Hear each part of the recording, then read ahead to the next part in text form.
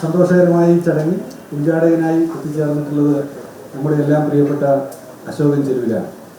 അശോകൻ ചെരുവിനെ നേരത്തെ തന്നെ ആമുഖമായി ഇവിടെ പരിചയപ്പെടുത്തി കഴിഞ്ഞു. പരിചയപ്പെടുത്തലുകൾ ആവശ്യമില്ലെങ്കിലും കേരളത്തിലെ ഒരു കാലഘട്ടത്തിൻ്റെ ഒരുങ്ങുന്ന ജനതയുടെ ആകെ സാഹിത്യ ലോകത്തിൻ്റെ പര്യായപദമായി ഇന്ന് നമുക്കൊപ്പമുള്ള ഏറ്റവും ഹൃദയസ്പൃക്കായ നിലയിൽ നാട്ടിൻപുറത്തിൻ്റെ വേദനകളും വിഹുലതകളും ജനപക്ഷത്തു നിന്നുകൊണ്ട് അവതരിപ്പിക്കുന്ന ഏറ്റവും മികച്ച ഒരു സാമൂഹ്യ സാംസ്കാരിക പ്രവർത്തകനെയാണ് ഇവിടെ നമുക്ക് കിട്ടിയിട്ടുള്ളത്.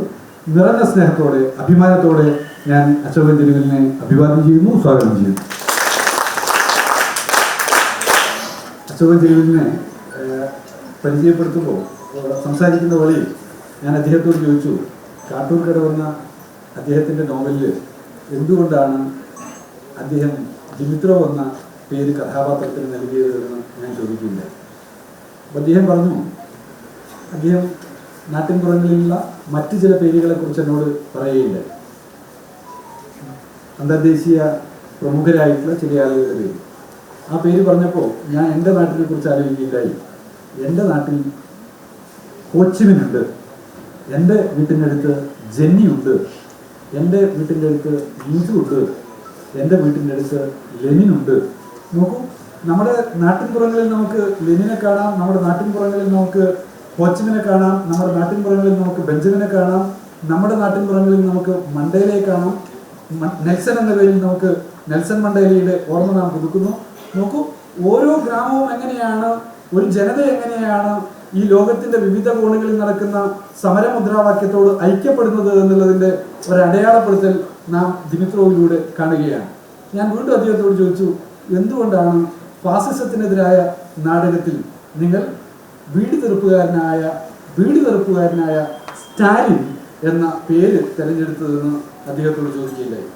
എന്തുകൊണ്ടാണ് ഫാസിസത്തിനെതിരായിട്ടുള്ള നാടകം എന്ന പുസ്തകത്തിൽ നിങ്ങൾ മറ്റൊരു പേരും തിരഞ്ഞെടുക്കാതെ, ഇപ്പൊ ചോദിച്ചതാണ്, മറ്റൊരു പേരും തിരഞ്ഞെടുക്കാതെ വീട് തെറുപ്പുകാരനായ സ്റ്റാലിൻ എന്ന് നിങ്ങൾ എന്തുകൊണ്ടാണ് പറഞ്ഞതെന്ന് എഴുതിയതെന്ന് ഞാൻ അദ്ദേഹത്തോട് ചോദിക്കുകയുണ്ടായി. അദ്ദേഹം പറഞ്ഞു, സ്റ്റാലിൻ എന്നുള്ളത് അത് വളരെ സൗമ്യമായ പെരുമാറ്റത്തിൻ്റെ ഉടമയായിട്ടുള്ള ഒരാളെന്ന നിലയിലല്ല, മറിച്ച് കാർക്കശ്യത്തിൻ്റെയും ആത്മാർത്ഥതയുടെയും എല്ലാ അർത്ഥത്തിലുമുള്ള പ്രതീകമായാണ് ഞാൻ കണ്ടിട്ടുള്ളതെന്ന് അദ്ദേഹം പറയുകയുണ്ടായി. നോക്കൂ, നാട്ടിൻപുറങ്ങളിൽ നമുക്ക് സ്റ്റാലിനെ കാണാം, നാട്ടിൻപുറങ്ങളിൽ നമുക്ക് ഗാന്ധിജിയെ കാണാം, നാട്ടിൻപുറങ്ങളിൽ നമുക്ക് നെഹ്റുവിനെ കാണാം. ആ നെഹ്റുവിനെയും ആ സ്റ്റാലിനെയും ലോകത്തിൻ്റെ മഹാന്മാരായിട്ടുള്ള ആത്മാർത്ഥതയുടെ നിറകുടങ്ങളായിട്ടുള്ള മനുഷ്യരെ നമുക്ക് പരിചയപ്പെടുത്താൻ തൻ്റെ സാഹിത്യ ലോകത്തിലൂടെ സഞ്ചരിച്ചിട്ടുള്ള അശോകൻ ചെരുവിൽ ഞാൻ കണ്ണൂരിനോട് ചേർത്ത് ഒരു ഉദാഹരണം പറയാൻ ആഗ്രഹിക്കുകയാണ്. ഹിന്ദുവിൻ്റെ ഡെപ്യൂട്ടി എഡിറ്ററായിട്ടുള്ള വെങ്കിടേഷ് രാമകൃഷ്ണനുമായിട്ടുള്ള സംഭാഷണത്തിൽ ഒരിക്കൽ അദ്ദേഹം എന്നോട് പറയുണ്ടായി. വെങ്കിടേഷ് രാമകൃഷ്ണൻ പറഞ്ഞതാണ്, അദ്ദേഹം ഡൽഹിയിൽ നിന്ന് റിപ്പോർട്ടിങ്ങൊക്കെ കഴിഞ്ഞ്, ബോംബെയിൽ നിന്ന് റിപ്പോർട്ടിങ്ങൊക്കെ കഴിഞ്ഞ് ഒരു രാത്രിയിൽ ഈ കണ്ണോത്തിഞ്ചാൽ എന്ന് പറയുന്ന കണ്ണൂരിൽ നിന്ന് ഏറെയൊന്നും അകലെയല്ലാത്ത സ്ഥലത്ത് ബസ്സിറങ്ങി അവിടെ നിന്ന് നടന്ന് വീട്ടിലേക്ക് പോകുമ്പോൾ അവിടെ വഴിയോരത്തിരുന്നിട്ടുള്ള ഒരു വായനശാലയിൽ ഇരിക്കുന്ന ഒരു സംഘം, അതിൽ മണ്ടോത്താൻ വാസു എന്ന് പറയുന്ന തൊഴിലാളിയായ മനുഷ്യൻ, അദ്ദേഹത്തിൻ്റെ നേതൃത്വത്തിലാണ് അവിടെ ആളുകൾ ഇരുന്നിട്ടുള്ളത്. ചെറുപ്പക്കാർ ഇരുന്ന് സംസാരിക്കുകയാണ്. അപ്പോൾ ഇദ്ദേഹം നടന്നു പോകുമ്പോൾ ഇദ്ദേഹത്തെ വിളിക്കുകയാണ്, വെങ്കിടി ഒന്ന് നിൽക്ക് എന്ന് പറഞ്ഞിട്ട് വിളിക്കുകയാണ്. എന്നിട്ട് ചോദിക്കുകയാണ്, തൊഴിലാളിയായ മനുഷ്യൻ്റെ, നെയ്ത്ത് തൊഴിലിൻ്റെയും വീട് വെറുപ്പിൻ്റെയും അനുഭവമുള്ള ആ മനുഷ്യൻ്റെ ചോദ്യമാണ്, രണ്ടാം ലോക യുദ്ധത്തിൽ ഒരു കാരണവശാലും വിട്ടുകൊടുക്കാൻ പാടില്ലെന്ന് സ്റ്റാലിൻ പറഞ്ഞിട്ടുള്ള ആ സ്ഥലം ഉണ്ടല്ലോ, അത് ഏതാണ് വെങ്കിടി എന്ന് ചോദിക്കുകയാണ്. അപ്പോൾ വെങ്കിടേഷ് രാമകൃഷ്ണൻ എന്ന ആ ഹിന്ദുവിൻ്റെ മുതിർന്ന പത്രപ്രവർത്തകൻ അദ്ദേഹം ഒന്ന് പതിൽ നിൽക്കുകയാണ്. അദ്ദേഹം പറയാണ്, എനിക്ക് ഓർമ്മയില്ലല്ലോ വാസുവേട്ട എന്ന് പറഞ്ഞിട്ട്, അത് ഞാൻ നാളെ പറഞ്ഞുതരാമെന്ന് അദ്ദേഹത്തോട് പറയാണ്. അപ്പോൾ അദ്ദേഹം പറഞ്ഞു, നാളെ നീ പറഞ്ഞു തരുന്നു വേണ്ട, നാളെ ഞാൻ എനിക്ക് അങ്ങോട്ട് പറഞ്ഞു തരാമെന്ന് പറഞ്ഞിട്ട് ആ രാത്രി സംസാരം അവസാനിപ്പിക്കുന്നു. രാത്രി എന്ന് പറഞ്ഞാൽ അദ്ദേഹം പറഞ്ഞു 1 മണി കഴിഞ്ഞിട്ടുണ്ടാവും എന്നാണ് പറഞ്ഞിട്ട്, 1 മണിയാവുന്ന സമയത്തും ലോകത്തിൻ്റെ സാർവദേശീയ രാഷ്ട്രീയത്തെക്കുറിച്ച് ചർച്ച ചെയ്യുന്ന ചെറുപ്പക്കാരായ തൊഴിലാളികളുടെ കൂട്ടത്തെക്കുറിച്ചാണ് അദ്ദേഹം പറഞ്ഞത്. എന്നിട്ട് അദ്ദേഹം വീണ്ടും പറയുകയാണ്, അന്ന് പിറ്റേന്ന് എന്ന് പറഞ്ഞാൽ അന്നെന്ന് തന്നെ പറയാം, പുലർകാല് വീട്ടിൻ്റെ വാതിലിൻ്റെ മുകളിൽ മുട്ട കേട്ട് വാതിൽ തുറന്നു നോക്കുമ്പോൾ ഈ വാസു എന്ന തൊഴിലാളിയായ മനുഷ്യൻ പഴയ മാതൃഭൂമിയുടെയും മറ്റും പത്രക്കെട്ടുമായിട്ട് വീട്ടിൻ്റെ മുമ്പിൽ ഇങ്ങനെ അതിൻ്റെ മുമ്പിൽ ഇങ്ങനെ നിൽക്കുകയാണ്. അദ്ദേഹം പറയാണ്, അദ്ദേഹം വെങ്കിടിയോട് അങ്ങോട്ട് പറയാൻ കാണിച്ചു കൊടുത്തുകൊണ്ട് ഒരു കാരണവശാലും വിട്ടുകൊടുക്കരുതെന്ന് പറഞ്ഞ സ്ഥലം ഏതാണെന്നറിയോ, അത് ഉക്രൈനാണ് എന്ന് അദ്ദേഹം പറയുന്നത്. നോക്കൂ, ഇന്നത്തെ രാഷ്ട്രീയത്തിൽ എത്രമേൽ പ്രധാനമാണ് എന്ന് വീണ്ടും ഓർമ്മിക്കുന്നത്, വീണ്ടും പറയാണ് എന്ന് പറഞ്ഞാൽ പതിറ്റാണ്ടുകൾക്ക് മുമ്പ് പറഞ്ഞിട്ടുള്ള ഒരു സംഭാഷണം പതിറ്റാണ്ട് മുമ്പ് വെങ്കടേശ രാമകൃഷ്ണൻ പറഞ്ഞതാണ് ഞാൻ കൂടി ഓർമ്മപ്പെടുത്തുന്നത്. വീണ്ടും അദ്ദേഹം പറയാണ്, ആ തൊഴിലാളി ഇങ്ങോട്ട് വെങ്കടേശ രാമകൃഷ്ണനോട് പറയാണ്, ഈ അമേരിക്കക്ക് അറിയില്ല എന്താണ് സോവിയറ്റ് യൂണിയൻ തകർന്നാൽ ഉണ്ടാവാൻ പോകുന്ന പ്രശ്നത്തെക്കുറിച്ച്. ബോൾഷെവിസത്തിൽ നമ്മുടെ ഈ മനുഷ്യൻ അവിടെ സോവിയറ്റ് യൂണിയൻ നടപ്പിലാക്കിക്കൊണ്ടിരിക്കുന്ന, ഗോർബച്ചേവിന്റെ നേതൃത്വത്തിൽ നടപ്പിലാക്കിക്കൊണ്ടിരിക്കുന്ന പരിഷ്കാരങ്ങളെ കുറിച്ച് ആരോട് ചോദിക്കുകയാണ്?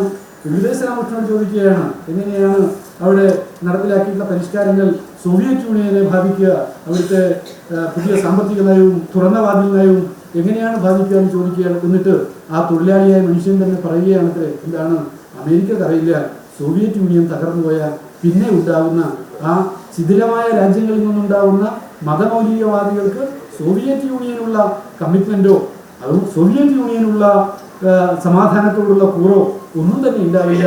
ആ മതമൗലികവാദികൾ അമേരിക്കക്ക് തന്നെ വിനയായി മാറുമെന്ന് ഗ്ലാസ്നോസ്കി പെരിസ്ട്രോയിക്കി നടപ്പിലാക്കുന്നതിന് മുന്നേ ഒരു മനുഷ്യൻ ആരോട് പറയാണ്? വെങ്കടേശ രാമകൃഷ്ണനോട് പറയാണ്. എന്നിട്ട് വെങ്കടേശ രാമകൃഷ്ണൻ വീണ്ടും എന്നോട് ആ സംഭാഷണത്തിൽ കൂട്ടിച്ചേർക്കുകയാണ്.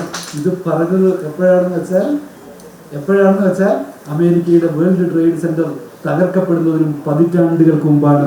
ആലോചിക്കുക, ഒരു രാജ്യം, ഒരു ലോകം എങ്ങനെയാണ് യാത്ര ചെയ്തിട്ടുള്ളത് എന്നുള്ളത് നോക്കൂ. മണ്ടോത്താൻ വാസുവിനെ രൂപപ്പെടുത്തിയത് വായനശാലയാണ്. ലോകത്തിന്റെ തൊഴിലാളികളുടെ രാഷ്ട്രീയ വിദ്യാഭ്യാസത്തിന്റെ ഏറ്റവും സുപ്രധാനമായിട്ടുള്ള കേന്ദ്രം നാട്ടിൻപുറങ്ങളിലെ വായനശാലയാണ്.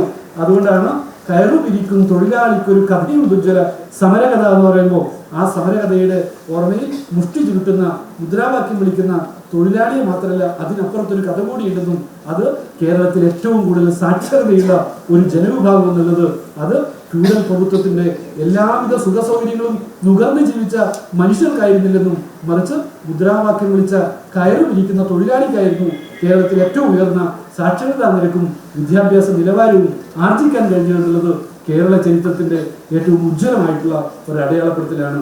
ആ അടയാളപ്പെടുത്തലാണ് ദിമിത്രോവിലൂടെ വീട് തെറുക്കുന്ന സ്റ്റാലിനിലൂടെ നമ്മളോട് അശോകൻ ചെരുവിൽ പറഞ്ഞത്.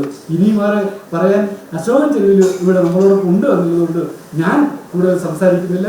നിറഞ്ഞ സ്നേഹത്തോടെയും വിനയത്തോടെയും പ്രിയപ്പെട്ട അശോകൻ ചെരുവിലിനെ കേരളം ഏറ്റെടുക്കേണ്ടുന്ന, കേരളം ഹൃദയത്തിൽ ഏറ്റുവാങ്ങി ആഘോഷിക്കേണ്ടുന്ന ഒരുപാട് സൃഷ്ടികൾ ഈ മലയാളത്തിന് സംഭാവന ചെയ്തിട്ടുള്ള, പക്ഷേ അത്രമേൽ ഈ മലയാളത്തിലെ പലരും ആഘോഷിക്കാതെ പോയിട്ടുള്ള, ഏറ്റെടുക്കാതെ പോയിട്ടുള്ള സൃഷ്ടികളാണത് എന്ന് കൂടി ഓർമ്മപ്പെടുത്തി ഈ നാടും ക്യാമ്പസും വിദ്യാലയങ്ങളാകെയും ഈ സൃഷ്ടികളാകെ ഏറ്റെടുക്കുമെന്നും അശോകൻ ചെരുവിലിന്റെ സൃഷ്ടികൾ ഈ കേരളത്തിന്റെ ഭാവി എങ്ങനെയായിരിക്കണം രൂപപ്പെടുത്തേണ്ടത് എന്നുള്ളതിന്റെ വിശാലമായ ക്യാൻവാസിൽ എഴുതപ്പെട്ടിട്ടുള്ളതാണ് എന്ന നിറഞ്ഞ തിരിച്ചറിവോടുകൂടി ഞാൻ നിങ്ങളും ഏറ്റെടുക്കേണ്ടുന്ന കഥകളുടെ, ഞാൻ നിങ്ങളിൽ ഏറ്റെടുക്കേണ്ടുന്ന സാംസ്കാരിക ലോകത്തിന്റെ ഇടപെടലുകളുടെ ആകെ മറുപേരായിട്ടുള്ള പ്രിയപ്പെട്ട ആദരണീയനായിട്ടുള്ള അശോകൻ ചെരുവിലിനെ നിറഞ്ഞ സ്നേഹത്തോടെ വിനയത്തോടെ ഈ ചടങ്ങ് ഉദ്ഘാടനം ചെയ്ത് സംസാരിക്കുന്നതിന് വേണ്ടി ഞാൻ ക്ഷണിക്കുന്നു. നന്ദി, നമസ്കാരം.